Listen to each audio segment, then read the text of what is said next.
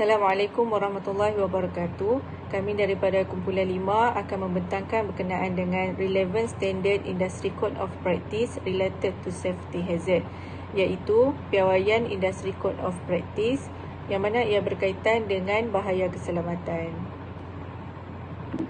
Ini adalah senarai ahli Kumpulan 5 yang terdiri daripada 9 orang pelatih. Seterusnya adalah tujuan bagi Industry Code of Practice on Chemical Classification and Hazard Communication 2013. Ia merupakan satu kewajipan di bawah Seksyen 37 Akta Keselamatan dan Kesihatan Pekerjaan 1994 sebagai rujukan kepada pembekal bahan kimia untuk mematuhi peruntukan keselamatan dan kesihatan pekerjaan, yang mana ia menitikberatkan klasifikasi, pelabelan dan helaian data keselamatan bahan kimia berbahaya dalam Peraturan 2013 yang telah diwartakan pada 11 Oktober 2013. Industry Code of Practice juga bertujuan bagi mengimplementasi ataupun melaksanakan Globally Harmonized System for Classification and Labelling of Chemicals bagi sektor industri, terutamanya yang membekalkan bahan kimia bagi tujuan pekerjaan di Malaysia. Seterusnya adalah komponen bagi Industry Code of Practice yang terbahagi kepada beberapa bahagian, iaitu senarai bahan kimia terperingkat, klasifikasi bahan kimia, pelabelan dan safety data sheet, dan yang terakhir adalah maklumat sulit perniagaan. Okey, ini adalah bahagian satu, iaitu senarai bahan kimia terperingkat. Ini adalah kolom klasifikasi. Di bawah kolom labeling, terdapat kolom penyertaan hazard iaitu hash code, sebagai contoh H224, H351 dan sebagainya. Seterusnya adalah ayat penanda dan piktogram. Piktogram ini adalah simbol seperti yang kita lihat di dalam slide, iaitu ada simbol bahan mudah terbakar, hazard kesihatan. Kesemua yang berada dalam klasifikasi kolom ini ditentukan mengikut kesesuaian di mana pembekal perlu meletakkan label tersebut pada bahan kimia yang berbahaya kepada manusia. Seterusnya adalah bahagian 2, iaitu klasifikasi bahan kimia. Terdapat 3 jenis hazard, iaitu hazard fizikal, kesihatan dan persekitaran. Hazard fizikal ialah bahan kimia yang boleh menyebabkan kecederaan secara fizikal, seperti asid, iaitu mampu membuatkan kulit melecur apabila terkena. Seterusnya adalah hazard kesihatan. Bahan kimia boleh menyebabkan masalah kesihatan apabila terdedah kepada bahan kimia tersebut. Sebagai contoh, ia mampu menyebabkan manusia terdedah melalui sistem pernafasan ataupun respiratory. Dan yang terakhir adalah hazard persekitaran, bahan kimia yang boleh memudaratkan alam sekitar. Sebagai contoh, penggunaan pestisida yang berlebihan di ladang mampu menjejaskan tanah dan menyebabkan pencemaran sungai. Kesemua bahan kimia perlu diklasifikasi mengikut jenis bagi memudahkan langkah pencegahan dilakukan. So, beralih kepada slide seterusnya, iaitu bahagian 3, pelabelan dan safety data sheet, SDS. Seperti yang kita tahu, bahan kimia hendaklah dilabelkan dengan simbol hazard bagi mengenal pasti jenis hazard bahan kimia tersebut. Ianya bagi memudahkan langkah-langkah pencegahan dilakukan apabila berlakunya kemalangan. Penyimpanan dan pelupusan juga perlu dinyatakan di dalam safety data sheet, iaitu SDS, bagi bahan kimia yang kita ingin gunakan. So, di dalam slide tersebut, kita ada nampak 3 jenis hazard, iaitu hazard fizikal, hazard kesihatan dan hazard persekitaran. So, saya explain bagi hazard fizikal, iaitu flame.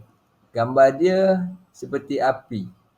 Hazard ini boleh dikatakan mudah terbakar jika penyelenggaraan atau penyimpanan bahan tersebut tidak bersesuaian dengan safety data sheet. Seterusnya, hazard kesihatan, iaitu school and crossbond. Dapat dilihat hazard kesihatan ni dapat memberikan kesan kesihatan kepada kita, yang boleh memberikan kemudaratan seperti pening, pengsan dan sebagainya. Seterusnya, hazard persekitaran. Ini boleh dikatakan boleh memberikan kesan buruk kepada kesihatan jika bahan kimia tersebut tidak mematuhi standard yang telah ditetapkan di dalam safety data sheet.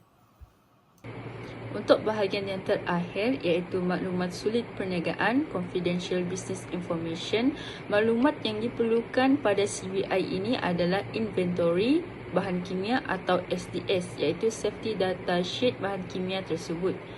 Ia haruslah terhad kepada nama bahan kimia dan konsentrasi bahan kimia tersebut. Maklumat sulit perniagaan ini perlu diberikan kepada pengarah keselamatan dan kesihatan pekerjaan jika diminta.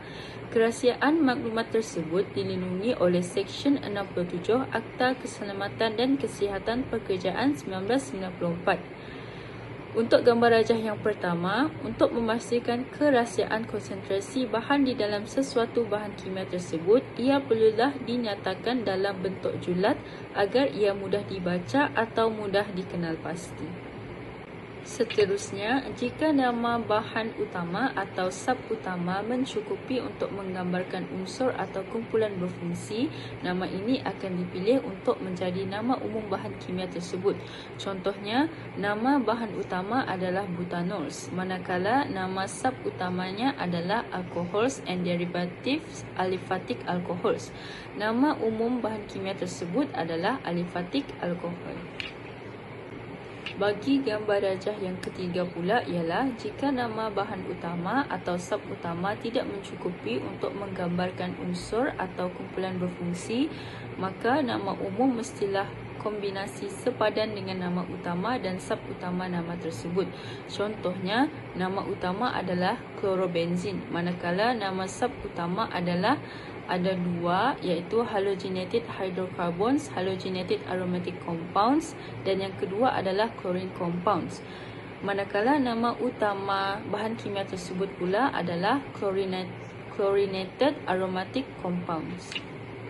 Untuk bahagian yang terakhir, di dalam sesetengah unsur, contohnya logam nama utama atau sub utama dikenal pasti dengan perkataan organik atau tidak organik.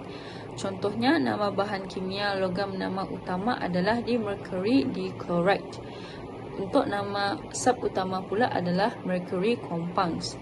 Jadi, nama yang dikenal pasti adalah inorganic mercury compound, iaitu tidak organik. Dan akhir sekali, kesimpulannya, The Industry Code of Practice ICOP penting dalam memudahkan penyelenggaraman pengurusan bahan kimia dalam di peringkat global dan juga menjadikan pengurusan bahan kimia lebih selamat dan mengurangkan risiko hazard yang disebabkan oleh bahan kimia. Sekian, terima kasih daripada kumpulan kami. Bye-bye.